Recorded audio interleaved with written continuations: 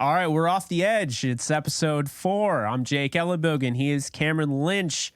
You're coming to us a week before the NFL draft on a Thursday. And man, the NFL draft is like Christmas for me. I think you know how much it matters to me, Cam, but it's a big deal, you know, and especially, you know, when you see these teams that are trying to get out of this constant motion of being irrelevant, essentially. So it's their opportunity to kind of push out of the darkness, if you will, the dark age, and try to find a gold age, you know. So there you go. So yeah, I mean, how you doing, my guy? Man, I'm hyped about Q's, man. We got some guys in the draft this year. Dogs. So some dogs. And then I know you did a lot of work on them too. So I'm excited to talk about them and and see where this goes. Absolutely. Before we get into that, be sure to subscribe, like, comment, rate, review wherever you get this show. And we're going to dive into betonline.ag ad read here. So they're your number one source for all your basketball info, stats, news, and scores. Get the latest odds and lines, including the latest player reports for this year's pro basketball playoffs. BetOnline is always your sports information headquarters this season as we continue. We covered for all your sports wagering needs: basketball, MLB, NHL hockey, right to UFC, and boxing. BetOnline is the fastest and easiest way to get your betting info, including live betting options and your favorite casino and card games you can play right from your home. Head to the website today or use your mobile device to get in on the action. Be sure to use our promo code BELIEVE to receive your 50% welcome bonus on your first deposit. BetOnline.ag, where the game starts. So Cam, we start always with the burning question, and this is going to be completely different than what we normally do because it's going to be a long burning question. Okay. So both of us here, who are your top 3 sleeper prospects at quarterback, running back, and wide receiver? Because right now the NFL draft is hot. So we're going to go through, we'll go through each one. It's going to be probably the most organized burning question of all time. Probably. So let's start with quarterbacks. If you want to just let them rip, you know, throw out your 3 or go one by one, up to you. Yeah. No, I'll throw out mine, Jake, and then I'll get your thoughts on it. Then we can chop it up and we'll just go one by one. We'll go Sounds through six guys and see how it happens. But my first guy that I got up right now for my sleeper is Clayton Tune from Houston. One thing I know about Mr. Tune is he has that C on his jersey, that captain, Jake. And I know we always talk about it. You can call me Captain Cam at this point because I love a good captain. But, you know, when it comes to Mr. Tune, I saw his measurables at the draft, and those things were looking kind of nice, my guy. It was looking kind of nice. He had a great vert, a great 40. He could run the football, and I like what I see there with Mr. Tune. So that's my sleeper there. And he's a great receiver to throw the ball to. And he's going to be my other sleeper when we get to the wide receivers here. But Tune is my sleeper when it comes to the draft. He threw for 4,000 yards, 40 touchdowns, only 10 interceptions. So, you know, big guy, 6'3", 220. You can't beat that. You know, he's going to be healthy. He's going to be in the pocket. He knows how to evade the pass rush. And I know, too, he tied for third in passing touchdown. So, you know, Case Keenum came out of Houston, so he set the precedent for quarterbacks at Houston. Those guys know how to throw that football. And he's big and physical, so he's gonna, like I said, he's gonna be able to take some of those hits and stay healthy. He's my guy, Clayton Tune, coming out of Houston. Hey, he's somebody that is interesting. First off, I've known him for a while, not personally, but as you know, I'm a Kansas Jayhawk fan, and he originally committed to Kansas and like transferred. So, or decommitted, one of those. But yeah, so Clayton Tune, got a chance to really dive into the film this year. I had about a 5th round grade on him. He's somebody that I think his decision making gets him into trouble. He needs to learn how to live to play another down. I do like his pocket presence, though. I like his quick release. I think, his mobility is something that, teams will look for.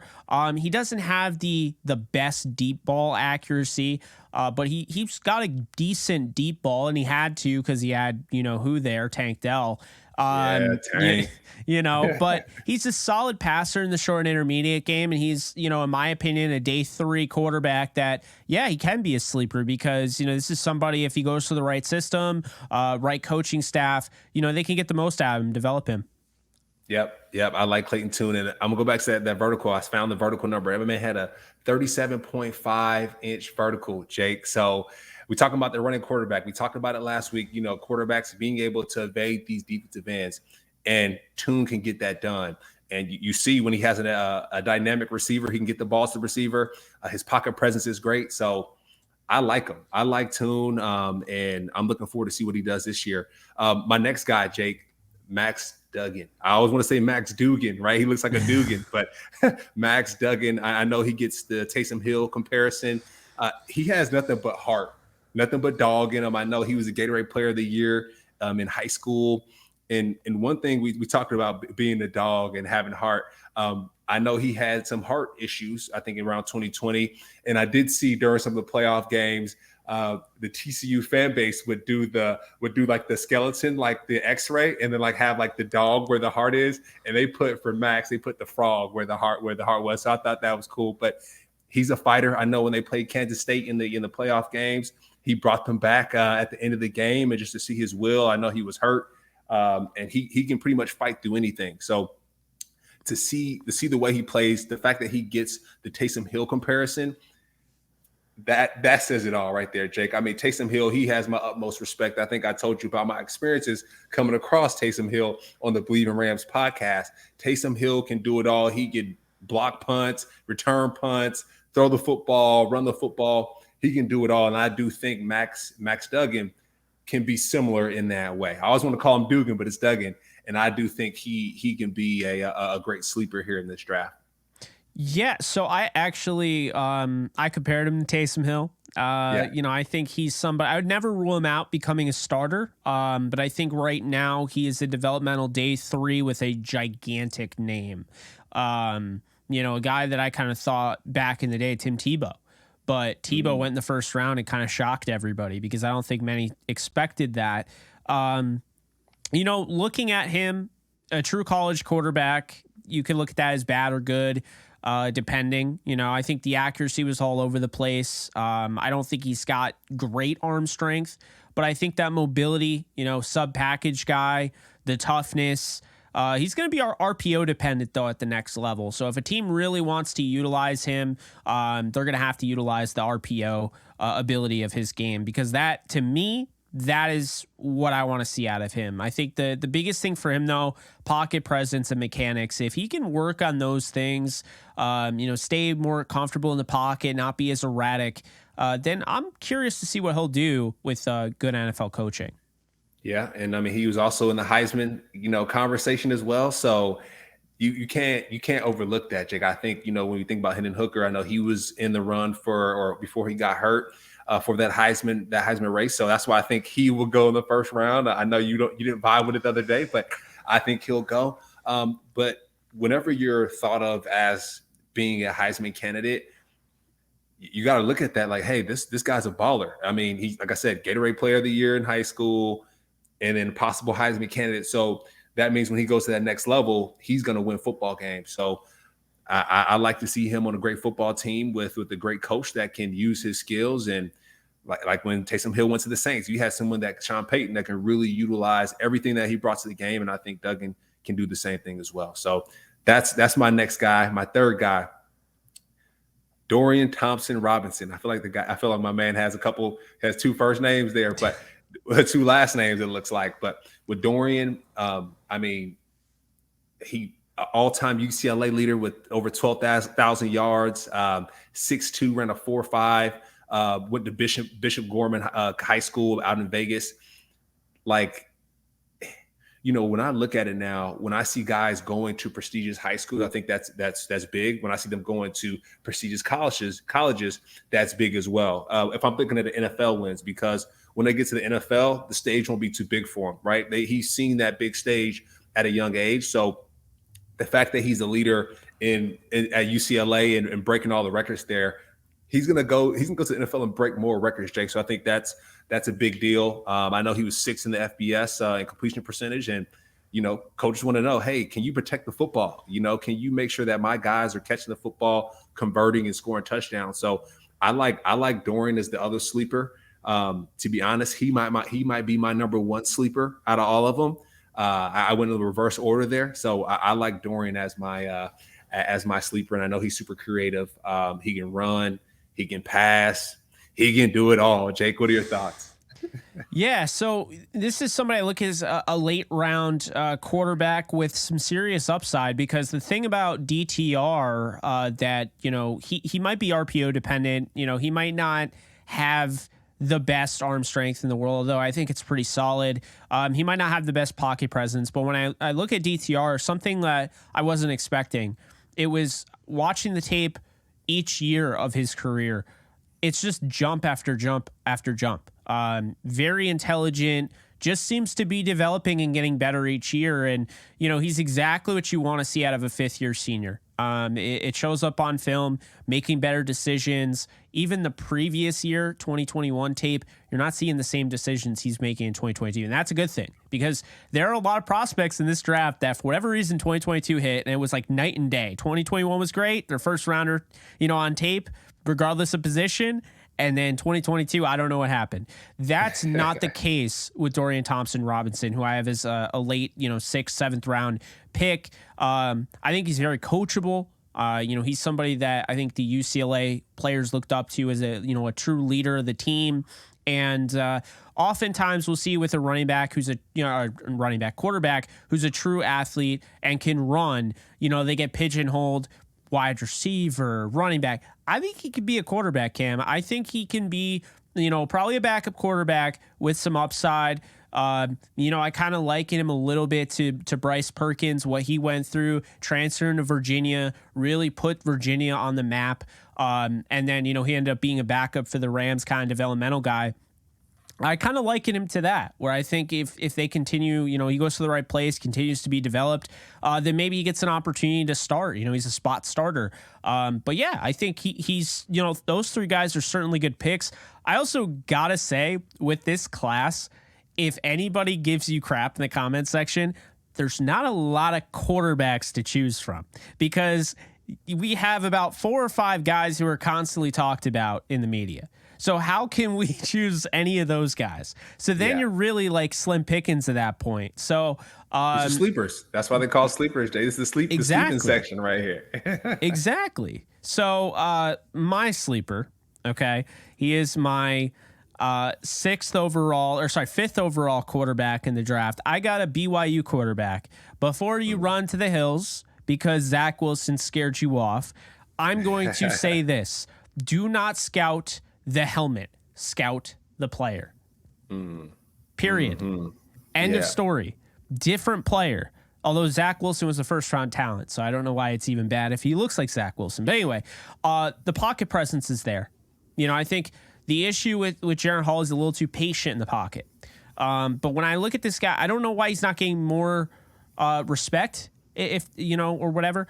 His athleticism is awesome. He can hurt you on the ground. But what I really love watching about Jaren Hall is how he's going to use his mobility to set up a pass. He wants to throw the ball. He's not a running quarterback per se. He's what I would call a dual threat, a guy that can hurt you with the legs, hurt you with the arm.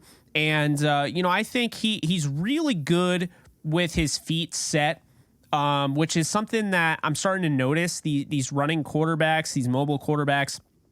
Lamar Jackson's where I first noticed it. You have these quarterbacks that if they could throw on the run with accuracy, they'd be unbelievably dominant. No one would be able to stop them. But like the common misconception is that Lamar was more of a pocket passer, in the body of a running quarterback. So like that was his mentality. Like he throws better when his feet are set. With Jaren Hall, his feet need to be set. To me, seeing a guy that prefers to throw it more than run it and have that athleticism, that's a good thing. I think he could be a real franchise quarterback at the next level, Cam. I have a second-round grade on him. He might need to sit a year, but even if he had to start, I think he could do it. My only concern, about him starting, He's making half field reads, not really going through the full progressions yet. That's something I think 1 year, in a system, either backing up or just training camp, mini camp, whatever, having a chance to really go over that in the film room, he'll get that down.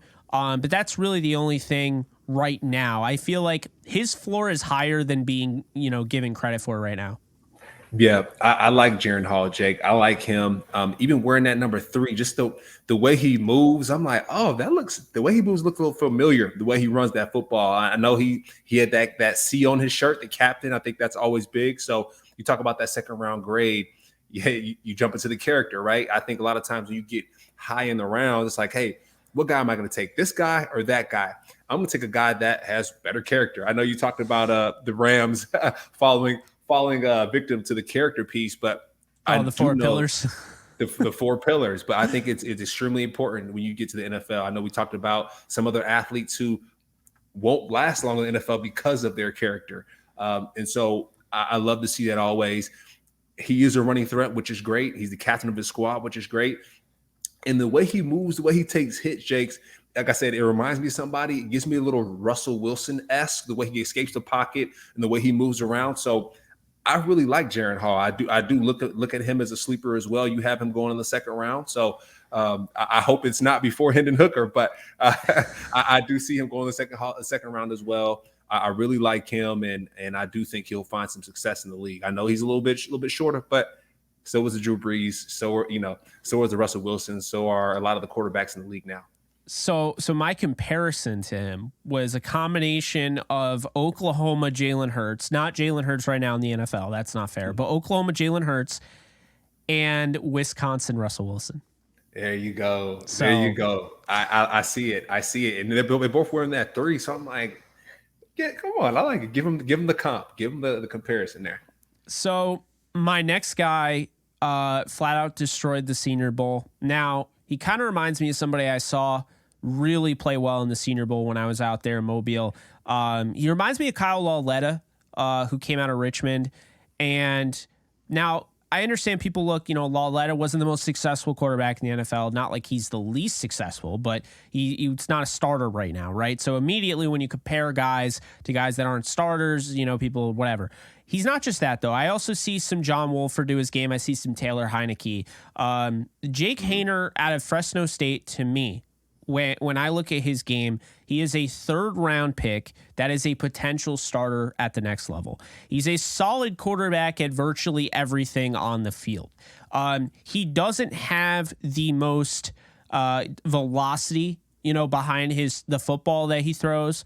It's good enough to fit into a tight window in college. I don't know if that translates to the NFL. I don't. Personally, I don't know. Everyone's comparing him to Brock Purdy. They're saying this guy's the Brock Purdy of this draft class. I think the thing that really stands out to me with Haener is his ability to take hit after hit. This guy's tough as nails. You're watching him get decked, and he comes up and he, the next play, he fires it just in a 3 guys in coverage, fits in between all 3, touchdown, things like that. He's going to fit a West Coast style offense. He's got some good mobility. I think the short and intermediate game is where you want this guy, living in. I don't want him necessarily going deep down the field because, for people that, remember, John Wolford when he had to start this past year or even, the years prior, he doesn't have the arm strength you look for in the NFL. It's not bad. Yeah. And if he's playing in the AAF like he did, and he was great with the Arizona Hotshots, which got him the NFL gig, it's good enough for the spring leagues. But in the NFL, you got these corners that can jump those, those plays and whatnot. I'd like a little bit more arm strength for sure. I think he's an NFL spot starter arm strength, which isn't bad. I think he's a number 2 this year, and he has a chance to be like a Taylor Heineke down the road. That's not a bad comparison, Jake. Anything Taylor Heineke, anything Brock Purdy, I think underdog. I think someone who rises above expectation.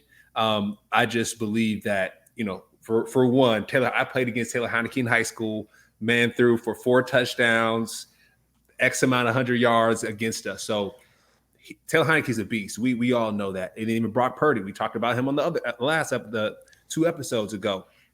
Just what he brings to the table, Jake, Brock Purdy, as a 7th round pick. I mean, Mr. Irrelevant.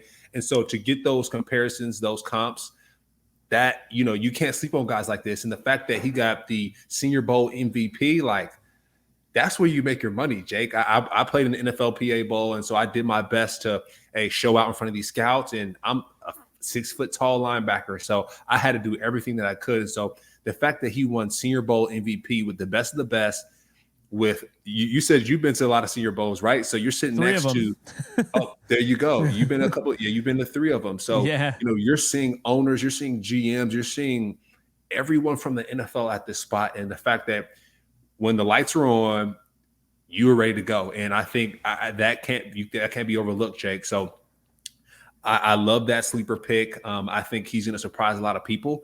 And one thing I did see on the tape, I am looking at some of the information on him and some of the write-ups. They talk about his feet being slow or the ball not getting out of his hand quick. And I'm like, hold on. I'm seeing those feet get set really quick. I mean, it might just be his highlight tape or some of the things that I'm watching, but it seems like he gets those feet in the ground really quick. His 3-step drop is really sharp, and he gets the ball out of his hand. So, and I think you mentioned this, right, or some of the write up. But if you get someone to rush him and to mess his feet up, either to speed him up or to do something that he doesn't want him to do, he might be in trouble. But yeah, I mean, I like him. I like him a lot. Yeah, I like him too, and I was happy for him to have the Senior Bowl he did, and I think Jaren Hall, the guy that I talked about before, didn't really have the Senior Bowl I was expecting, but that's not the end all be all, because for every Carson Wentz that has made himself money at the Senior Bowl, for every DJ Chark that showed up and was outstanding in the Senior Bowl game or whatever, you have other guys that were bigger names and didn't do anything, and then they go in the NFL and they do something. So it is just 1 week. Keep in mind, the Senior Bowl is important, but you can have a bad week. I mean, one would argue, Baker Mayfield, he gets there, he takes the red eye, whole big thing. I think he was taking care of like his mom or something. So he gets there late, and there's all the sorts of reports like, oh, Baker doesn't care. He gets to the Senior Bowl late. He takes a jet. And it's like, we don't really know what guys are going through that week. I remember Colin Saunders, Super Bowl champion Colin Saunders, who I actually had the pleasure of interviewing multiple times. He was with the Kansas City Chiefs, just got paid with the Saints. Colin Saunders had a kid, and during the Senior Bowl week, I don't know if you remember this, but he wasn't going to leave Mobile. He's like, no, because I gotta make it. I gotta make it in the NFL so I could take care of the kid down the road. So, we've seen that. We don't know how the week's going to go. But one thing I do know is when I turn on the tape for this guy, Aiden O'Connell is a missile for an arm. I mean, the dude, it just throws absolute darts. And, he's coming out of Purdue. My comparison, because I don't have comps. If I don't feel it, I don't throw one out there. But I swear to God, it's like watching Jared Goff. You see the arm talent. You see, obviously, I know Goff was the number 1 overall pick in 2016, and that's a lot of pressure to put on O'Connell. But just look at it in terms of the play style. He's not Jared Goff, but he has similar play style. Can hit that quick slant. He's got good placement. Very accurate in the short and intermediate game. I'd say Goff was a better deep ball thrower of the football, but they both had that, the way he moves even, kind of surveying the field. It's almost Goffian, if you will.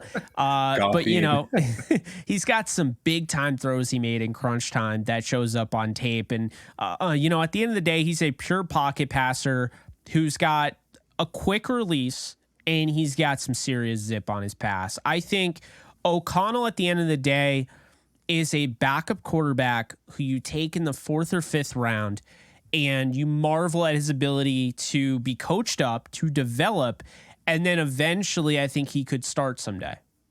Yeah, I like that. I like the comparison there. You just think about his stature, just the way he sits in the pocket. He's tall, lanky. I wrote down in my notes, he's just savvy, right? Like you see some of the times his play action passes where it's like, oh, is he giving it off? Does he keep it? Is he keeping it? And so I like the way that he moves with his game, how he moves with his game. And I do think he's going to cause defenses some trouble, right? I can just see him window dressing, and you think he's going one way, but he's going the other way. I can see a lot of You mentioned Jared Goff, a lot of no-look passes where, I've been in practice with Jared Goff and he's looking this way, he's throwing that way. So I see that in O'Connell as well. And you mentioned him being a pocket passer. I see that as well. He's not going to really run and take off like the other folks that we just mentioned, but he's your pocket passer. As long as he gets the ball out of his hands, I think he'll be great. And one thing I do like about him as well is he throws his receivers open, right? He holds onto that ball for a little bit, but he'll find that window where if his receiver is in tight coverage, and he'll hit that spot right on the edge where the defender can't get it. So he makes NFL throws. When I saw him, I was like, oh, this guy's a pro. Just the way, like I said, he moves about the game. It seems like he plays from neck up, where everything is he's just really mental, really cerebral. And I can see him doing well in the NFL. Like you said, once he gets the coaching and once he gets maybe even stronger, maybe get a little bit faster to be able to take some of those hits. But I really like him as well. I'm with you. And I think one thing that he has that I always admire is the ability to, stare down the barrel of a shotgun. And what I mean by that is when you're about to get hit, whether it's Cameron Lynch coming up the middle on a, inside linebacker blitz or whoever, you're still going to release that ball. You're going to wait, like you said, a second a little bit late, right? But it's the second that matters that allows your receiver to get open in a position where now, instead of being a gamble of a throw, now I know my receiver's going to catch it, and I'm going to use the ability, I'm going to basically layer it over the linebacker. And what I'm going to do is I'm going to put my wide receiver in the best position to succeed, where he doesn't have to turn around. The ball's just right on him, and the guy can just make the catch like he's Willie Mays or something. You know what I mean? That's what it's all about at the end of the day. Yeah. No, I like it. I think he's going to do great, and I love the comparison for him as well. Jake, let's move on to the running back, shall we? Absolutely. Yes, sir. So, of course, for my running back, I got the shirt on, so I got to talk about my sleeper being number one. But Sean Tucker coming out of Syracuse, Mr. Amazing. My man broke Syracuse's rushing record with 1,496 yards. And mind you, though, having a running back come to Syracuse and break the rushing record is insane because you got your Floyd Littles, you got your Ernie Davises, you got Hall of Fame running backs, legendary running backs that he is now in the rafters with. So Sean Tucker is my guy. Just watching his tape, of course, looking through some of the running backs and kind of figuring out, hey, who's my sleeper? One thing I do know, turning on the tape, you'll see Sean Tucker sprinting down the field and the fans going crazy, right? He has that home run ability. He has the excitement factor that some of the other running backs just don't really have. And so that's what my one takeaway from Sean Tucker is. He has that home run ability. And my man is built like a tank. He's built like a tank, built like a linebacker, just the way he, his stature. I know he's only 5'9", a little bit shorter guy, but he's strong. His yak, it can definitely be improved, but it was excellent in college. One thing I do know as well is he can catch the football, my man. You will see in his game tape, Syracuse using him in tunnel screens, him breaking for touchdown. So he is my sleeper. And I'm a little biased because he went to Syracuse, but truly I do believe that he's going to go to the NFL and he's going to crush it. And I have down here too that he was the 55-meter dash champion, the indoor champ, 2-time state champ in college. So, like I said, he has that home run ability and that breakaway speed. So, Sean Tucker, my number one running back for a sleeper project. So, I think with Sean Tucker, he's going to start out being a number 2 or number 3. I have him as a 4th round running back. I think when you look at what you want in a starting running back, he's lacking something that's very important, which is his ability to help in pass pro. He's not really going to offer much in that category. But I think he's somebody, if you need like that Energizer bunny, if you need that big play threat, if you need that receiving threat, I do have a little bit of concerns about his hands. He has some inconsistent hands. He has some concentration drops.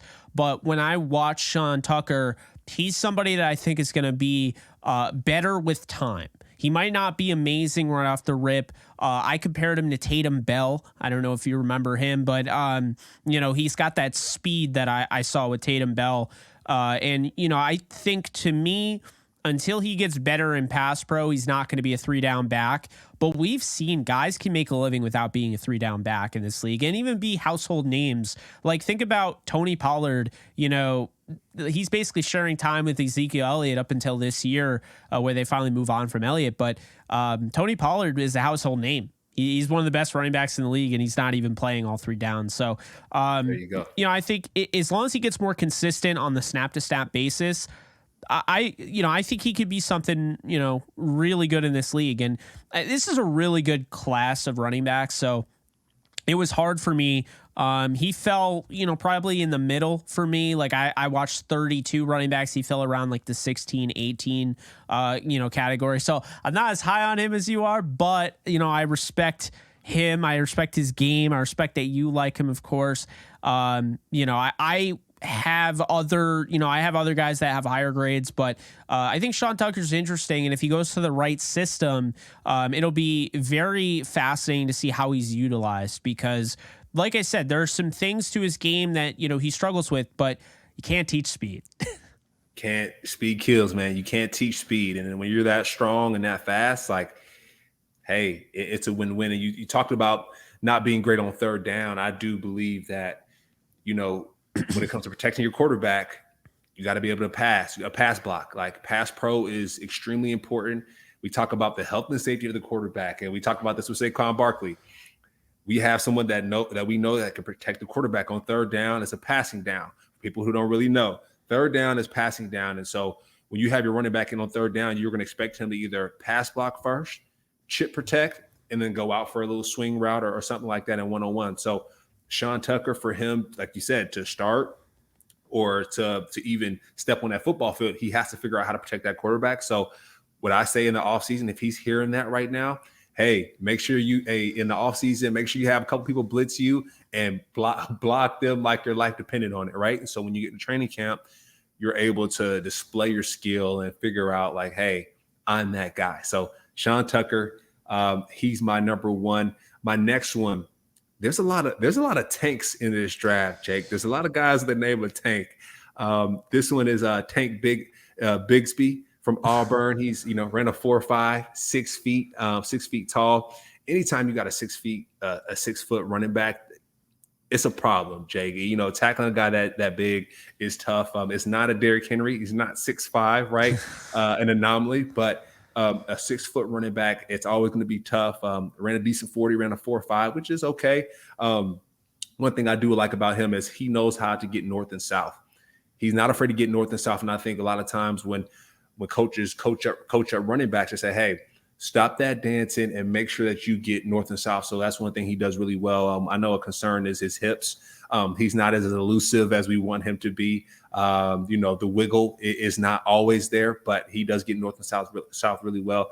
And another thing too, I know he's not great on 3rd down. So Sean Tucker and Tank gonna have to work on their 3rd down pass pro, because a lot of people are taking note of it. And this is a passing league. And so to be able to survive as a running back, you're going to have to be able to catch the football well and protect the quarterback in the pass game. So those are my thoughts on Tank. It was cool to see his film and watch him tear it up. I know he was co-SEC freshman of the year. So he has some juice to him. And I'm curious to see what he's going to do in the NFL. What are your thoughts on Big Tank?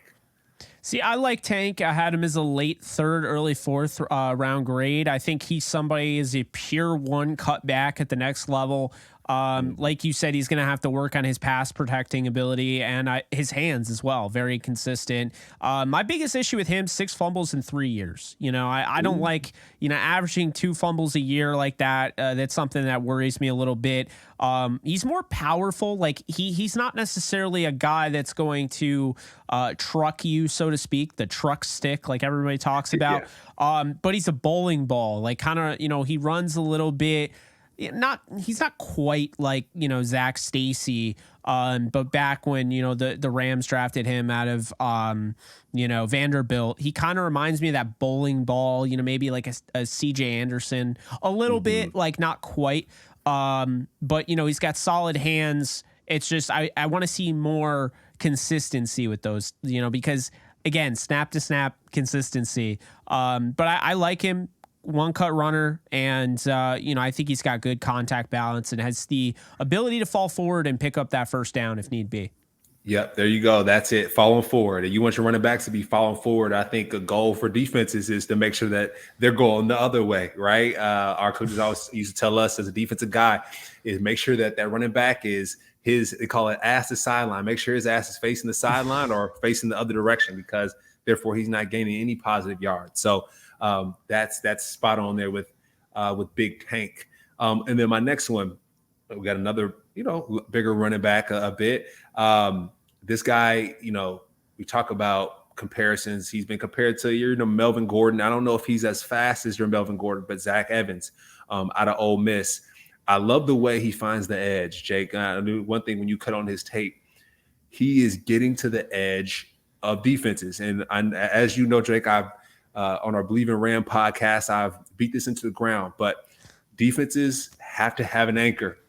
And if you don't have an anchor, people are going to get on your edge, right? It's a soft edge. That means guys like Zach are going to find it. And so one thing I do know about football is it's a game of angles, and he finds great angles on defenses. And so you'll see him starting to run in the middle of the field, and then him bouncing it outside because the receivers get great blocks, and then he's on the edge, and then he's running to the house. So I like his ability there. He went to North Shore High School in Houston, and Texas is football is king out there. So he won back-to-back state titles out there. So he won early. I think that's big. I won a state championship in high school as well, and I still talk about it to this day. So he's going to have some juice to him, and going to Ole Miss and playing in the SEC, he's gotten hit, Jake. He's seen some defenses. He's seen some boys. So the fact that he's able to find success against SEC defenses, I like him. So he'll be my sleeper as well. I know some of the issues that he has, of course, is injury prone, and being a running back in the NFL, availability is the biggest thing. We always talk about it. Can't make the team in the cold tub. So him staying healthy, that's a thing. And then also protecting the football. We talk about Sean, some of these folks, Tank, having two fumbles a year. It's tough. Playing running back, it's a tough life out there. So similar to receivers, having drop balls, you're going to have the running back who sometimes don't protect that football. And being in the SEC, you got some boys out there, Jake, who are gonna force some turnover. So that's a concern for him as well. So he'll have to work on that ball protection, get some extra curls in to hold that ball tight. It's weird for me because Zach Evans, who I have as definitely a day 2 prospect. I think probably goes, round 3. But, agile, ability to stop and start. I think the issue is he bounces too much to the outside. I don't think he trusts his blockers enough, or his vision, one or the other. But, to me, when I look at him, I see a guy with long speed that's going to last in the NFL. I see a guy who's a pure runner that eventually can start. My biggest issue with him, and I would say he's potentially the best pass protector we're going to talk about, because neither of my 3 guys can really protect the passer. But he's probably the best pass protector we're going to talk about. His vision's very inconsistent. And another thing with him is that while you mentioned his ball security, it's weird because he never had this issue. And then he transfers to Ole Miss, and now he fumbles 3 times. And I know there's a pressure, Judkins, who basically took over as the starter. I mean, he basically got benched, right? Judkins, who's probably going to be, a stud, probably going to go in the top 2 rounds whenever he comes out, maybe even the first round. I understand, there's been some pressure there. It hasn't all gone great for him. He wasn't really utilized in the receiving game, though. So I think he can be utilized more as a receiver at the next level. I think he's going to be a better pass protector. I think he was just kind of in a position where, like I mentioned with Judkins, like you have that, you're not the guy, you were the guy, you're not the guy, all sorts of, mixed signals going on there, but he's pretty bursty, overall, again, 3rd round pick, I would say, and a future starter at the next level. Mm-hmm. I like it. So let's hear. I know we're coming up on time here, so I know your running backs. That might be it. But curious to hear yours as well. Yeah, so I got Keaton Mitchell out of East Carolina. I think when you look at Keaton Mitchell, first off, running back East Carolina, you immediately think of Chris Johnson, Yeah. because he was just a freak of nature, how fast he ran. But incredibly explosive guy. This guy ran a 4.3. Keaton Mitchell is so fast. But what is so fascinating? He's not big. He's like 5'7", a buck 79. It doesn't matter. He doesn't fumble. I don't have to worry about that. Everyone says, oh, the size. I don't really care. If the size isn't resulting into fumbles, then I don't really care. And my next player, I'm going to bring that up too. He's a great route runner to the point where I would say he qualifies as a receiver at the next level. Like if he can't be a running back, if a team is worried about him taking on those punishments, then I think he can work as a receiver. He's not going to help you at all in pass pro because, like I said, in case you didn't hear me, he's 5'7", a buck 79. But he's got great ball security, like I mentioned. Bursty, has that long speed where the home run, you can kick into a third gear. Man, that guy looks like he's running a 4.1 flat on tape sometimes. I mean, just when he gets ahead to steam, he's gone. He's got the agility to boot. He's got the awareness. I think he's a very good, as far as vision, I think he's fantastic. He's somebody that is going to be probably not your starter because he's 5'7", a buck 79, but he's that RB2 we talked about earlier. He's the RB2 that will be a household name. He's going to be like Tony. I'm not saying he is Tony Pollard. I'm not saying he's that type of style. That's not my comparison for him. But he's going to be like Tony Pollard in that he goes to the right scheme, situation, whatever. He'll be that gadget guy. He'll be remember Dexter McCluster, remember Dree Archer, guys like that. Those hybrid wide receiver running backs. They didn't end up being super big. I think this guy can be really big. I actually have a second round grade on him. And wow. I think he is a starting football player. I don't think he's a starting running back, but you can put him all over the field. Keaton Mitchell, East Carolina. I think people are sleeping on him. I'm way higher on him than the consensus. He's a sleeper, and he's not going in the second round. You could probably get him in the 7th. People are really sleeping on this guy. Okay, big sleeper, Keaton Mitchell. Write it down. Yeah, you mentioned excitement factor, cutting on his tape, pure excitement. One thing you mentioned it, catching out of the backfield. This man can catch the ball in the backfield, and I think getting him in space, that's going to be the offensive coordinator's bread and butter. Hey, if Keaton's in the game, get him in space so he can make moves. You mentioned a starting football player. Guys like Keaton, you can get him on special teams, returning punts, returning kicks. That's going to be bread and butter for guys like this. So when they're doing stuff like that on special teams, they can work their way up into that starting role. Like, hey, this guy is productive not only at the running back spot, but he can also do multiple things. So I can see him, like you said, that maybe that third down back, catching the ball out of the backfield, converting first downs, and also on special teams as a returner on both phases, on kick return and punt. And another thing, too, he likes to find the edges. He finds open space, he's gone. Once he gets on that edge, if that receiver is blocked, he is out of there. So I like him as well. I said he's shifty. That's something I got in my notes as well. He'll find the open lanes. He's not scared to run up in the middle. I know we talked about some of the other running backs who want to find the edge and don't really trust, their blockers like that. But he does. So it was cool to see his tape and watch him go as a 5'9" guy. And Jake, I mean, I got him. He kind of reminds me of one of the players that I've seen in the Super Bowl, actually. He's a little bit shorter, but you talk about Boston Scott, a nifty, a shifty guy who can get to the edge. Boston Scott might be 5'5" or 5'4", 5'4", but Boston Scott is a baller. Like I said, Boston Scott's on your punt return. He's on your kick return. He's doing all the dirty work, and then when he does get in that running back, he makes it happen. So I do like this pick here. Yeah. Well, first off, I'll say this right now. Boston Scott is not a bad thing. If he ends up being Boston Scott, if you draft him in the second round, you want him to be a little bit better, right? But if they, you get him in the 7th round, he's Boston Scott. Well, you, my friend, have found value because not every 7th rounder makes the roster. Because there are guys like you that are going to knock him off the roster. That's true. That's true. Think about that. So, that's something to keep in mind. My next name here is somebody I did my 1 minute scouting report on. and Brees Hall retweeted it. It's Nice. Deuce Vaughn, Yeah. Kansas State. This guy is just fireworks, electric. As a Kansas fan, I should hate him. I don't. I love the guy. I think he is so much fun to watch. And as somebody who's 5'8", even though he's 3 inches shorter than me, hard to believe anybody shorter than me, but even though he's 3 inches shorter than me, like I vibe with those short guys, but at the same time, this is like, we're talking about the same type, right? Guy that can play wide receiver in the NFL, guy that can run the ball. Is he going to be a starting receiver at 5'5"? No, he's not. Our running back at 5'5"? No, he's not.